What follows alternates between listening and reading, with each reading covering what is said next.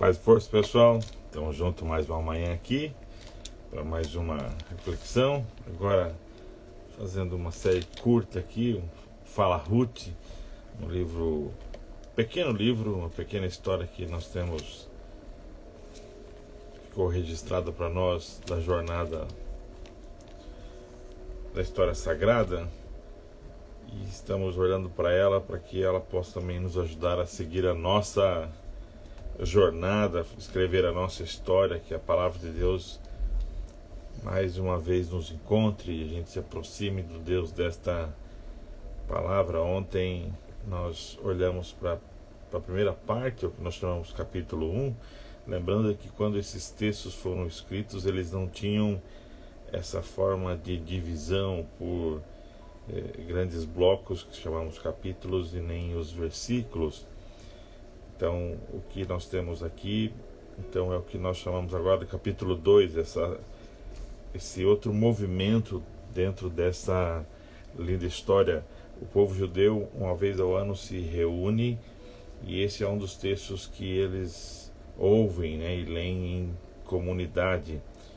Ruth, capítulo 2, o texto começa assim: Noemi tinha um parente próximo, um homem conhecido e rico da família de Elimeleque. Ele se chamava Boaz. Certo dia, Ruth, a moabita, disse a Noemi: vou sair para trabalhar, vou apanhar espigas atrás do ceifeiro que me tratar bem. Então Noemi concorda. O texto vai nos dizer então que ela sai para colher espigas e ela, sem perceber, ela cai neste campo, o campo de Boaz, que era então parente do seu falecido sogro e do seu falecido marido, por consequência. E então ela está ali junto com os trabalhadores. O Boaz chega, ele reconhece a presença desta jovem ali, ele pergunta ao encarregado quem ela é. Então ele explica que ela está ali trabalhando o dia todo e trabalhando muito sem descanso. Então, e o Boaz se aproxima dela e vai dizer para ela para que ela não vá colher em outro lugar, que ela fique ali junto com as outras jovens também. E então ela reconhece isso e ela agradece o ser tratada com bondade, sendo ela estrangeira. O texto vai relembrar isso, que ela é moabita, ou seja, ela não é do povo de Israel. Então, e ela ouve as palavras de Boaz, que o Eterno a recompense pelo que você fez e que o Deus de Israel, a quem pediu abrigo, seja generoso para com você. O texto vai se desenvolver, há um diálogo entre ela e Noemi quando ela retorna para casa, e ao final do capítulo nós temos assim, das palavras de Noemi, no versículo 22, Noemi disse a Ruth: que notícia maravilhosa, minha filha, faça isso, você estará protegida na companhia dessas moças. Agora não há perigo de você ser molestada no campo de um estranho. Assim Ruth continuou a recolher espigas no campo todos os dias com as trabalhadoras de Boaz, até o fim da colheita do trigo e da cevada, e ela continuava morando com sua sogra. Me permitam lembrar aqui o contexto e localizar essa cena. Essas duas mulheres, essas duas viúvas, Noemi, que perdeu o marido e os 2 filhos, Ruth, que perde o marido. Então elas eram de outra região, era de Moabe. Então a Noemi era de Israel, com seu marido Elimeleque. Há um período de fome e ele resolve então mudar de local. Ele tinha uma boa condição, tanto que Noemi vai dizer: eu era abastada, saí daqui rica, né? E então vai para essa outra região. Nós conversamos sobre isso ontem. Ele toma a decisão errada, ele foge. Então, independente do que nós pensamos, aqui nós vemos um homem que tomou uma decisão errada. Nós olhamos para Noemi também e ela toma a decisão certa. Então, diante da gravidade do sofrimento dela ficar viúva, de perder os 2 filhos, e não só isso, há um agravamento social dela, porque a condição social dela, financeira, estava diretamente ligada ao marido, e a condição de esperança dela, de futuro, estava ligada aos filhos, porque mesmo que ela continuasse viúva, mas tendo filhos, homens, isso lhe daria esperança. Então, veja essa mulher que então agora ela enfrenta esse sofrimento e ela toma a decisão correta: eu vou voltar para minha terra. Se for para enfrentar esse sofrimento, pelo menos eu vou enfrentar no lugar mais propício para eu enfrentar isso, que é no meio do meu povo, no meu lugar, na minha terra. O que nós conversamos ontem, que embora ela tomou a decisão correta, ela estava com conceitos e uma visão distorcida de quem ela é e de quem é Deus, a maneira como ela enxergava a situação. Não adianta apenas tomar a decisão correta se a nossa maneira de pensar, nossos conceitos, como nós nos vemos e como vemos a Deus, está distorcida. Ela diz para as suas noras: voltem para a casa dos seus pais, eu não tenho como cuidar de vocês. Então Orfa decide voltar para a casa dos pais, e Ruth decide então seguir com a sua sogra, e ela assume esse compromisso com ela. Fala: olha, onde você morar eu vou morar, onde você viver eu vou viver, então, e o seu Deus será o meu Deus. Então ela assume esse compromisso, elas fazem esse trajeto. Imagine você, e eu tenho sempre falado isso, nós fazemos leituras rápidas e superficiais da Bíblia, da história bíblica, e nós não conseguimos absorver o drama, a história. Essas mulheres fizeram uma jornada de mais ou menos 90 quilômetros para voltar para casa.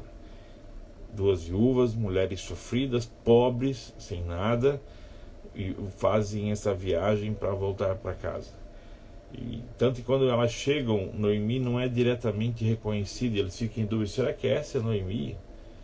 Ela saiu daqui rica. Então você imagina que as pessoas ficam chocadas ao olhar para ela. Ela vai dizer: não me chamem de Noemi, me chamem de Mara, porque eu sou amarga, Deus pesou a mão dele sobre mim.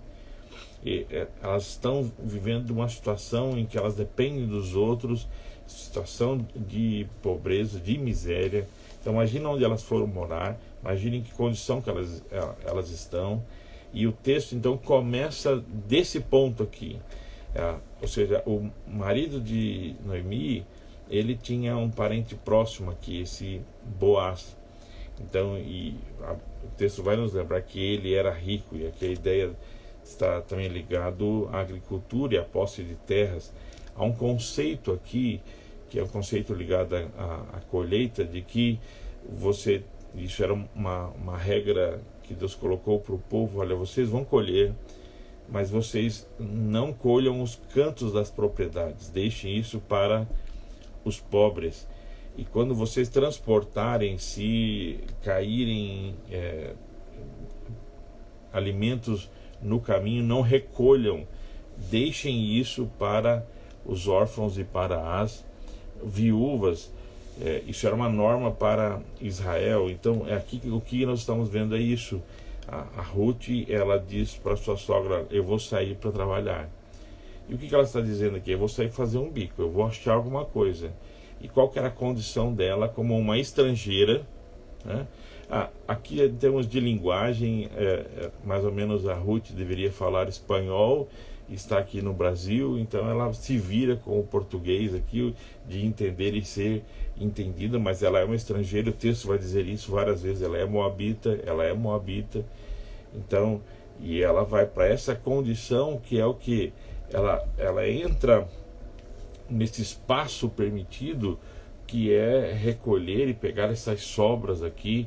Então ela é percebida nisso, ela ganha a oportunidade de trabalhar, e assim o texto vai dizer que ela trabalha incansavelmente, quase não descansa. Então assim, ela se esforça ao seu limite, e quando ela volta para casa, nós temos esse diálogo entre ela e sua sogra, que é um diálogo muito afetivo, e é um diálogo muito importante para a dinâmica do texto. Noemi, ela fica muito feliz. Imagina o que aconteceu no coração de Noemi ouvir notícias sobre isso, não apenas de que agora há uma questão de sobrevivência, de sustento, dela conseguir trazer alimento para casa, mas também de saber, talvez assim, que bom, porque você trabalhando numa fazenda, numa colheita de um estranho, você poderia ser abusada, e quem vai defender você? Você é uma estranha, você é uma estrangeira. Então ela fica também feliz aqui pela segurança. Então há uma mudança no texto. Mas o que eu gostaria de tirar de lição para mim e para você dessa jornada tem a ver com a postura de Ruth. Ruth, e aqui tem a ver com os convites de casamento, né? O 1,16 lá, o seu povo será meu povo, seu Deus será meu Deus. Mas ali ela assume um compromisso. O que acontece naquele momento, ela poderia voltar para um lugar de segurança, que era o que? A casa dos pais. Mas ela decide e assume um compromisso com a sua vida. E ela envolve, e ela se decide permanecer ao lado da sogra. Ninguém forçou ela a isso. Pelo contrário, há uma insistência de Noemi de que ela volte. Mas ela não, eu quero ficar com você. Ela assume o compromisso de ficar com a sua sogra. Elas voltam, há uma situação muito difícil, há uma situação de sofrimento, de miséria, de fome. E o que acontece, digamos aqui, na segunda-feira de manhã? Ruth fala, eu vou sair para trabalhar. Porque ela não poderia depender da sua sogra. De uma mulher já idosa, uma mulher que está em depressão, uma mulher que está sofrendo, e fala assim, eu assumi o compromisso de estar ao seu lado. E ela entende isso. E ela sai para trabalhar. E ela faz o que é necessário. E aqui há uma leitura que nós podemos fazer que tem a ver com o movimento de Deus no texto, que é a providência divina dela, sem saber, ela ir trabalhar na fazenda que pertence à família do seu falecido sogro. Isso tem a ver com a providência divina. Mas eu queria destacar isso, ela saiu para trabalhar. O texto fala, ela trabalhou sem descanso. E quando ela sabe disso, ela também não usa do seu direito de dizer assim, olha, o pai do meu falecido marido é parente do chefe de vocês, então vai isso, tal. O que ela quer saber é o seguinte, eu preciso trabalhar e levar comida para mim e para minha sogra. Eu não estou aqui para fazer barraco, para ir atrás de direito, isso, aquilo, eu preciso trabalhar e levar comida para casa. O que eu tiro de lição para mim e para você? A nossa vida, ela precisa ser construída sobre essa relação de compromisso e comportamento. O nosso comportamento, ele precisa ser dirigido, movido, impulsionado, realinhado quando necessário por nossos compromissos. O que é triste ver é que muitas vezes nós não temos compromissos e a falta de compromisso desestrutura a nossa vida. E mesmo tendo compromissos, muitos de nós não alinhamos o nosso comportamento ao nosso compromisso. Ruth, ela poderia se entregar aos sentimentos. Ruth, ela poderia se entregar ao sofrimento de estar ali, de ser viúva, de estar pobre, de estar vivendo aquilo ali. Ela podia se entregar a essa situação, mas ela decide que o seu comportamento estaria alinhado ao seu compromisso. O seu compromisso era estar ao lado da sogra. Estar ao lado da sogra ali era buscar sustento para elas. Então, ela dirige a sua vida. Os seus comportamentos são direcionados pelos seus compromissos. Isso nos lembra que nós alinhamos a nossa vida a partir dos compromissos que nós fizemos. Se a gente for parar para pensar, muitos dos nossos dramas no casamento é porque nossos comportamentos não são dirigidos por nosso compromisso no casamento. Se nós vamos pensar na nossa vida profissional, muitos dos nossos erros ou dificuldades, ou que nós vivemos de situações, tem a ver com compromissos que não estão alinhados com comportamentos que não estão alinhados com um compromisso ético. Hoje as empresas falam muito do compliance, ou seja, quando a gente pensa numa amizade, qual é o compromisso e qual deveria ser o comportamento de um amigo diante de um compromisso de companheirismo, de parceria, de fidelidade, de discrição. quando você pensa na relação com o seu pai, com os seus filhos, ou seja, quais os compromissos que assumimos. E se nós estamos vivendo de acordo com esses compromissos, inclusive nossos compromissos com Deus. Se nós estamos vivendo de acordo com os nossos compromissos. Ruth nos ensina isso.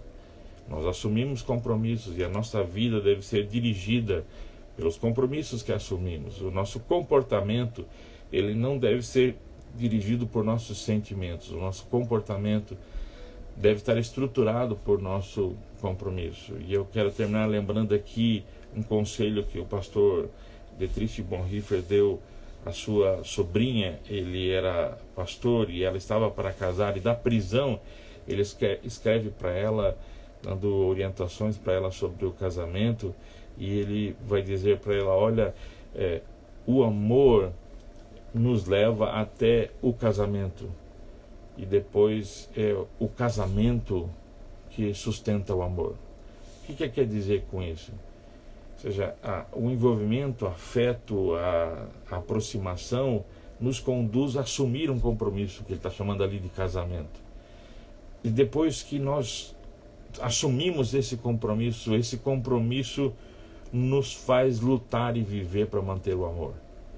Por isso que ele diz assim: o amor nos leva até o casamento, depois o casamento mantém o amor. Ou seja, a nossa vida sendo dirigida por nossos compromissos, o nosso comportamento sendo revisado, sendo corrigido, sendo alinhado pelos nossos compromissos. Que eu e você possamos viver assim como Ruth. E ela não estava vivendo dias bons, ela não estava vivendo dias felizes, mas mesmo nesses dias de maior sofrimento dela, o comportamento dela foi dirigido por seus compromissos. Que o Espírito de Deus nos ajude a avaliar os compromissos que nós temos assumidos, os compromissos que nós não temos assumidos, e que, principalmente, o nosso comportamento seja realinhado, balanceado, ajustado, para vivermos de acordo com os nossos compromissos. Vamos orar juntos? Deus, o Senhor nos conhece. O Senhor sabe o que nos trouxe até aqui. Pai, Ruth e Noemi fizeram aquele trajeto de 90 quilômetros para voltar para casa e tentar viver uma nova situação. O Senhor fez esse caminho com elas. O Senhor não as abandonou. O Senhor não as largou à própria sorte. Mas ao mesmo tempo, o Senhor permitiu e deu a oportunidade para que Ruth assumisse compromisso e Ruth vivesse e respondesse aos seus compromissos, mudando o seu comportamento. O Senhor só sabe como nós chegamos até aqui. O Senhor sabe como nós atravessamos esses 90 quilômetros das situações do sofrimento até o momento que estamos hoje. Alguns de nós estamos vivendo momentos muito bons e deixamos um lugar e viemos a um lugar melhor. Alguns de nós estamos vivendo a terra do sofrimento. Alguns de nós estamos vivendo dias maravilhosos, outros de nós estamos vivendo dias terríveis. Pai, independente dos dias que estejamos vivendo, ajuda-nos a avaliar os nossos compromissos. Pai, sejam os compromissos antigos que precisam ser afiançados, mantidos, renovados. Pai, compromissos que precisam ser encerrados e compromissos que precisam ser assumidos. Compromissos, ó Deus, que devem construir a base da nossa vida, inclusive nossos compromissos contigo. Que os nossos compromissos contigo venham antes dos nossos compromissos com a igreja e com a tua obra, mas também, Deus, tenhamos compromisso com a tua obra. Deus, sobretudo nós pedimos que o teu Espírito que em nós habita, Deus, nos ajude a avaliar o nosso comportamento, que o nosso comportamento seja conduzido, alinhado, Deus, por nossos compromissos. Faz-nos viver de acordo com os nossos compromissos, que a nossa vida reflita os nossos compromissos. Ajuda-nos, Deus. Ajuda-nos nesses dias maus. Pai, ajuda-nos a perceber a Tua providência, o Teu cuidado, assim como Ruth e Noemi perceberam. Ajuda-nos, ó Deus, com os nossos compromissos. Ajuda-nos, ó Deus, com o nosso comportamento. Essa é a nossa oração, pedindo a Tua bênção para esse dia que começa, para essa semana. Precisamos de Ti. Aos Teus pés nos humilhamos. Mais uma vez voltamos à cruz. Essa prova do Teu compromisso de amor conosco. Obrigado, Senhor. Obrigado por Jesus, que assumiu o compromisso de nos amar e nos amou até o fim. Nós oramos em nome dele. Amém. Amém. Deus abençoe o seu dia, a sua jornada, assim como eu desafiei ontem, para que a gente possa ler e reler Ruth. Ruth é um texto curto, é uma sentada, mas fazer isso todo dia, não apenas o trecho que nós estamos hoje. Nós olhamos o capítulo 2, então que a gente possa fazer isso juntos essa semana. Que Deus abençoe cada um de vocês. Aquele abraço.